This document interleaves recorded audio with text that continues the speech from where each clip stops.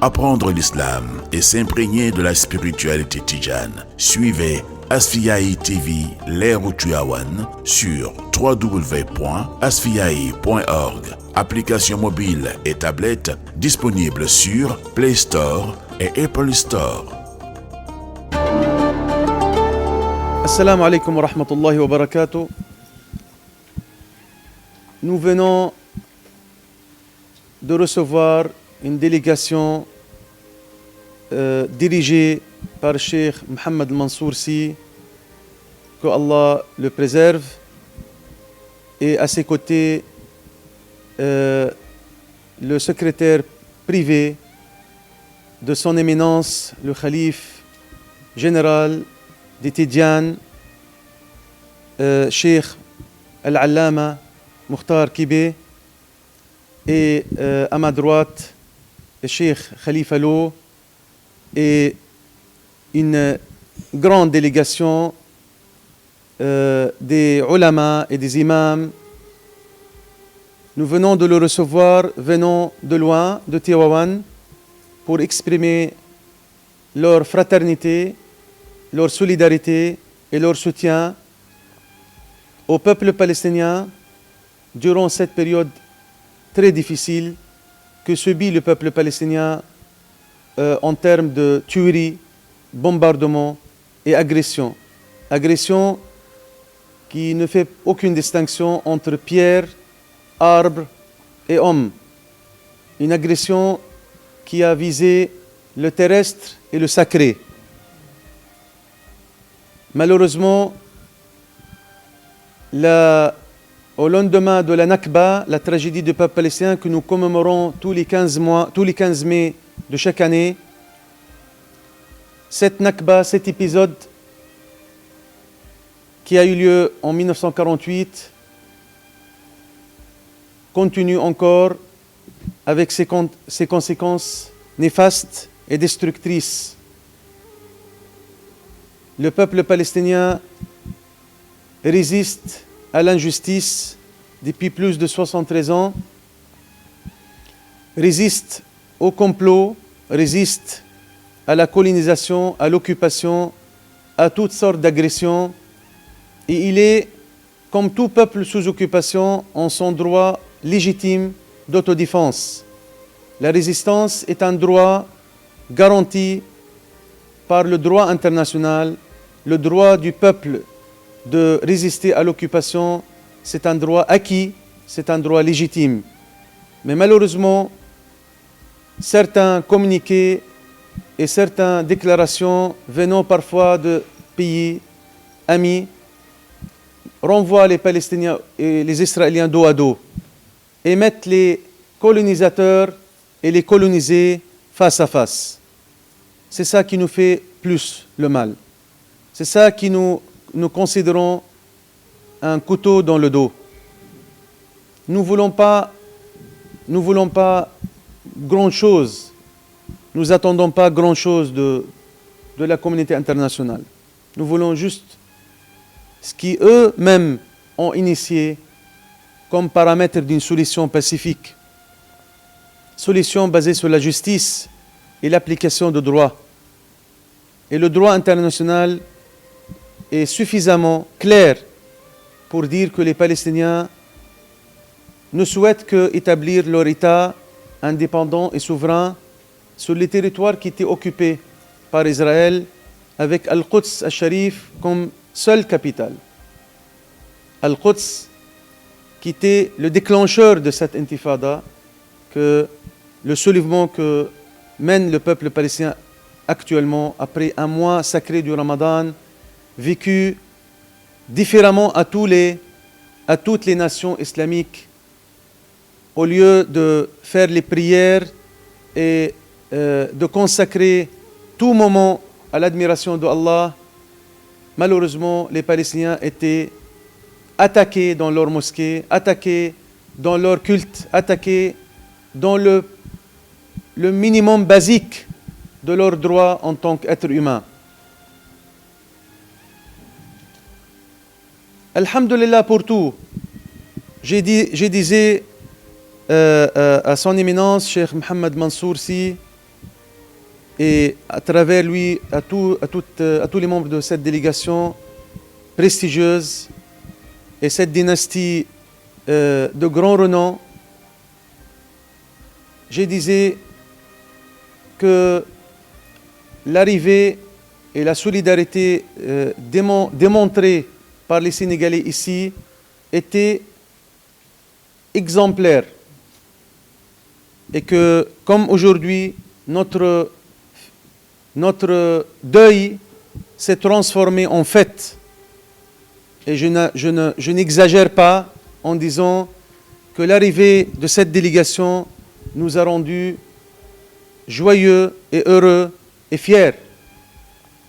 Mais je disais également que depuis des longs jours, et malgré le dur événement, nous étions consolés, confortés par une inondation des messages de soutien et de solidarité de tous Sénégalais, de tous bords, de tout horizon, de toutes les familles religieuses et également des partis politiques, des syndicats, des instituts, des universitaires, des étudiants.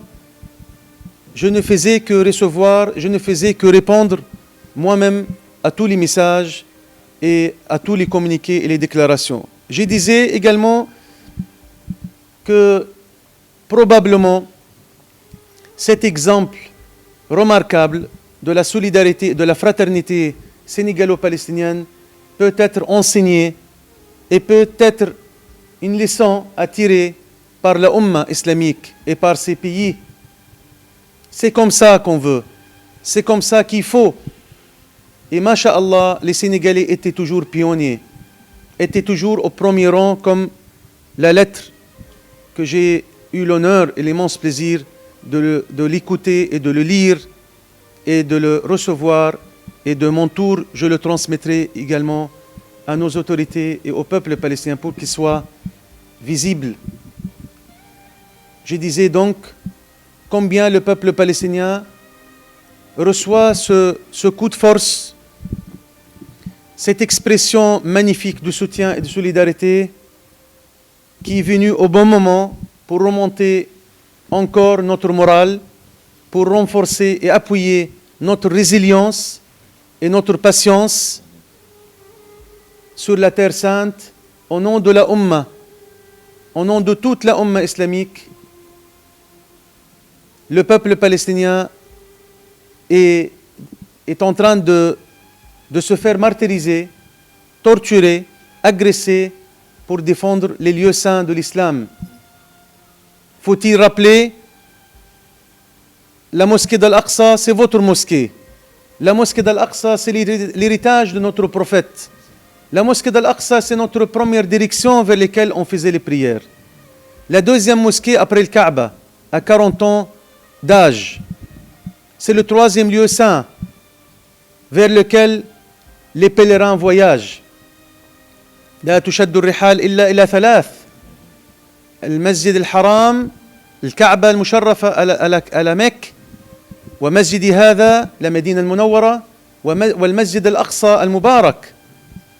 Faut-il rappeler que ici le prophète a été Allah subhanahu wa ta'ala a fait voyager son dernier prophète et messager de la Mecque à Jérusalem en une seule nuit, et de là il a fait son ascension aux cieux pour revenir faire la première prière sur ce coin le plus béni de la terre, guidant tous les prophètes et messagers, Imam al-Anbiya ou al-Mursalin. Faut-il rappeler que cette esplanade de mosquée et cette mosquée subit également, comme les Palestiniens, les propriétaires de lieux, les gardiens des mosquées, ils sont agressés, mais la mosquée aussi est agressée. La mosquée que nous crions du cœur et depuis longtemps, ce qui se passe en dessous de la mosquée en termes de creusement et des fouilles archéologiques, construit malgré les avertissements de la communauté internationale, et malgré les rapports des archéologues de l'UNESCO et les experts de l'UNESCO, ces fouilles qui mettent les piliers de la mosquée en danger et qui peut le transmettre en un instant destructible, effondrable. Faut-il rappeler que la mosquée d'Al-Aqsa et cette esplanade est convoitée par un groupe de colons, des partis politiques aujourd'hui qui dominent la coalition israélienne, le Knesset israélien, mais qui dominent également l'armée, la police, les médias, le groupe de pression juive malheureusement dans certains pays décisifs comme la France, comme les États-Unis d'Amérique. Et c'est eux qui mettent les politiques de ces grandes puissances en otage, en leur faveur. Faut-il rappeler que eux, aujourd'hui, en plein jour, appellent à la meurtre des Palestiniens, des Arabes, chrétiens et musulmans? Faut-il rappeler qu'ils appellent à l'expulsion des Palestiniens de chez eux, le peuple autochtone de la Palestine? Faut-il rappeler qu'ils appellent à haute voix, on fait fi au droit international, on fait fi à la sensibilité de la Ummah islamique, à la destruction de la mosquée d'Al-Aqsa pour qu'il soit remplacé et on reconstruit à la place un temple perdu, un temple qui n'existe pas ici. Et ce n'est pas moi qui le dis, c'est les archéologues qui le disent. Faut-il rappeler que nous vivons une période très critique où la Ummah doit agir, et si on n'agit pas, Israël continue à commettre ses crimes de guerre et ses crimes contre l'humanité. Si la Ummah n'agit pas, ça veut dire que la Ummah est complice. Ça veut dire que vous pouvez aller. Ça veut dire que les Palestiniens seront isolés, seuls dans la bataille au nom de la Ummah. La Palestine, pour terminer, je donne juste une scène métaphorique. La Palestine aujourd'hui, et depuis 73 ans, c'est comme une femme agressée par des violeurs. Elle est à terre, elle résiste par ses bras nus.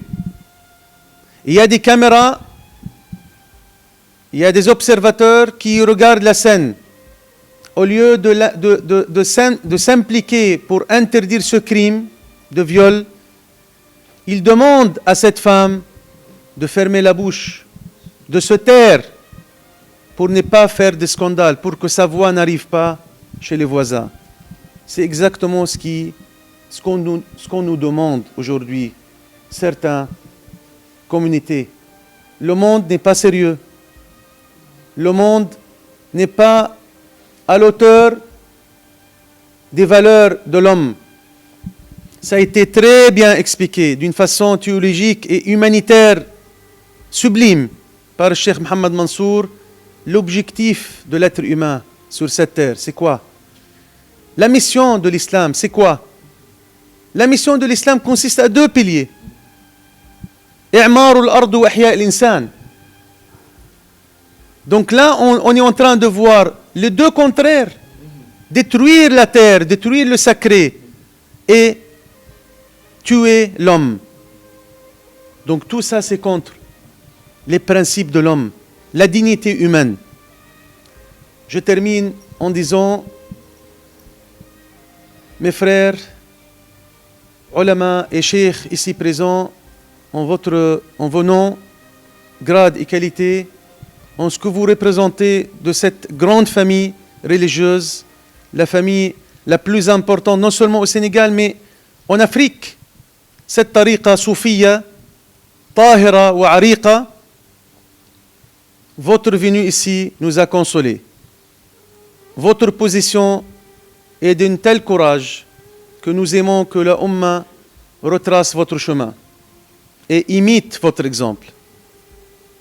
Djorojef, Cheikh Mohammed Mansour, shukran lakum, merci, Allah yahfadkum, Allah vous garde, Allah بإذن الله يحفظ لنا أقسانا وقدسنا ويعيده لأمته حرة محررة وينتصر للإسلام ويرفع راية الحق والدين ويهزم أعداء الدين شر هزيمة ويأخذهم أخذ عزيز مقتدر، إنه سميع مجيب الدعاء. والحمد لله رب العالمين. سبحان ربك رب العزة عما يصفون وسلام على المرسلين والحمد لله رب العالمين. اللهم حرر المسلمين في غزة يا ذا الجلال والعزة. اللهم فك أسرهم واشف مريضهم واكشف كربتهم. اللهم بدل خوفهم أمنا يا ذا الجلال والعزة. اللهم أعز الإسلام والمسلمين وأذل الشرك والمشركين ودمر أعداء الدين واحم حوزة الإسلام واجمع كلمة المسلمين على الحق يا رب العالمين. اللهم أنج المستضعفين من المسلمين في كل مكان. اللهم أصلح أحوال المسلمين في فلسطين وفي العراق وفي كل مكان. اللهم ألف بين قلوبهم واهدهم سبل السلام وأخرجهم من الظلمات إلى النور.